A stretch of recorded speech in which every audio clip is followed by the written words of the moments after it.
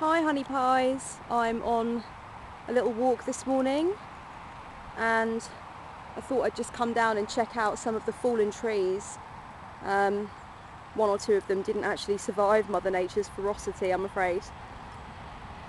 So I thought I'd come down and see what's been done with them and whether or not the council have moved them out the way of the path and stuff. They have cut the trees up to make it easier to pull them across, but they are still here in bits. My brother's a tree surgeon and he was telling me recently that a lot of trees, while they might look young and strong and supple, they actually have dead parts in them sometimes, and that means that they just don't have the give when a strong wind comes along. We only lost one or two in this part of the park, fortunately, though. And so here are all the exposed roots. They've had a bit of rain on them now, so they're kind of not as easy to see as they were the other day when I came down. But I was thinking about, I always think of trees as metaphors for our human experience. And when I was looking at all of these roots and I was checking out that great big taproot there, I was thinking about what a great metaphor a fallen tree is for shadow work, in a sense. Like, you know, when my clients go through shadow work with me, this is kind of what they're committing to. They're committing to exposing the underbelly of their psyche, what's been hidden. And, you know, a lot of things that come up for them are to do with their formative years, their childhoods. And that kind of thing can get quite scary. And you have to be committed. You have to be willing to be vulnerable. You have to pull out everything that has so far lived under the ground and be very honest with yourself about how it's affecting you and about how it structures your reality. And I think that's very brave. And I also think what my brother said about the dead wood in the centre of trees is kind of interesting in a way too. It makes me think about how people look strong on the outside. People look like they can really handle life, and they might kind of be comfortable materially or be comfortable in terms of career success, or they might be physically strong, but they might very well have these dead pieces inside of them, these weakening parts of the inner structure, and it could be difficult to let people know that those places exist and ask for support, because if you're considered to be strong by the standards of society or by the standards of your tribe, you might not want to expose that part of you that needs help. But I could go on about tree metaphors all day. I think what I really wanted to talk about was transpersonal experience in a way, maybe. I feel like a lot of people ask me, especially since I started making videos, people ask me, how do you achieve a state of self-love? Like, what is the key? What is the primary target? How do you get into it? You know, it seems kind of an elusive thing. You can't just develop love for yourself out of nowhere, and I completely appreciate that. I suffered for a really long time with self-loathing. Really, really long time, guys. Hello. Let's go for a walk. Yeah, I hated myself. I absolutely hated myself. I couldn't stand what I'd become. I was angry with everything and everyone. I was self-harming. I wasn't treating myself very nicely. I was getting involved in heinous relationships with people who didn't value me, because of course I didn't value me, so there's that. And altogether it was a miserable 6 or 7 years for me. And I know now that it's part of the work that I had to go through to get where I am in this moment. But I think that a big part of what brought me to self-love was actually initially accidental. Noisy geese. It was initially accidental, and then it became quite conscious. And that is the transformative and magical and all-consuming power of transpersonal experience. And what I mean by that is an experience that extends you and your thinking beyond matters of ego, beyond matters of self, that makes you think, you know, invariably about your connection to everything else, that makes you feel plugged in, makes you feel connected.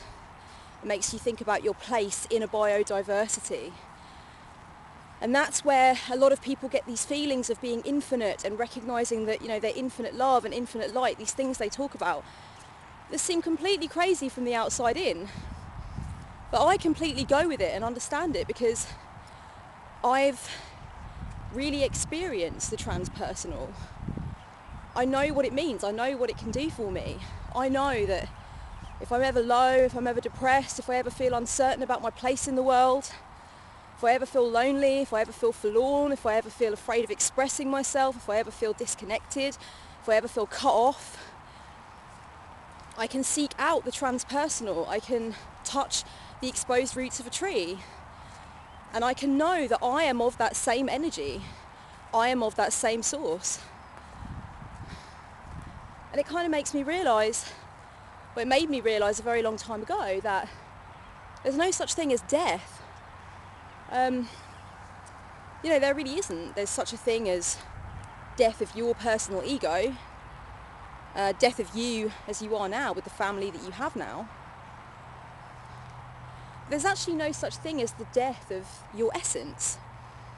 And I think what people struggle with death is release, letting go, accepting that what we have now is not what we'll have forever in this time, in this place, with these relatives and these friends and these opportunities in this part of the world. That's all going. That's all dust. That's already gone. That is a blip. But the energy that is invested in you is infinite. And that's what's really exciting. And that's what gets me going, because I realised a very long time ago that death is what gives life its meaning. Without death, life would be terribly dull and terribly droll. And, Schopenhauer said death is the meaning of life, and I quite agree. Imagine if we could live forever. If we could live forever and we'd never die and we'd always be who we are right now. Would we want to make art as ferociously as we do? Would we love as fiercely as we do? Would we wake up every day and feel the urgent desire to express ourselves or to tell the people we love that, we're there for them? Would we feel the desire to see what's around the corner, to be explorative, to be inquisitive? Would we want to take life by the balls as much? I don't think so, because we'd always have tomorrow. And that's the beauty in death. And a lot of people find it so difficult to grasp what beauty there could possibly be in death. And of course it's natural to be afraid of the unknown. People who say that they don't fear death at all, they're either very lucky or they're not being very truthful. There is an aspect of me that fears death, not so much in terms of what comes after, and not so much in terms of losing myself as I am now, but in terms of leaving people that I love behind maybe too soon. I'm scared of the emotional pain that it causes other human beings, and I think about that most prominently, really.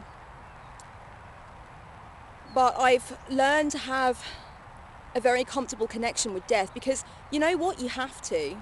Out of all the things you could possibly fear in your life, all the things that, freak you out or make you feel a little bit unsteady or make you feel a bit kind of insecure, all the things you can have a phobia of, all the things that keep you awake at night, death should not be that thing.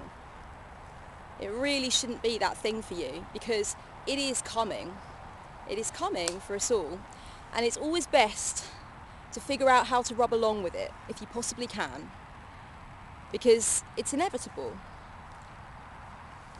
And I know quite a few people who are terrified of dying, absolutely terrified, or terrified of loved ones dying.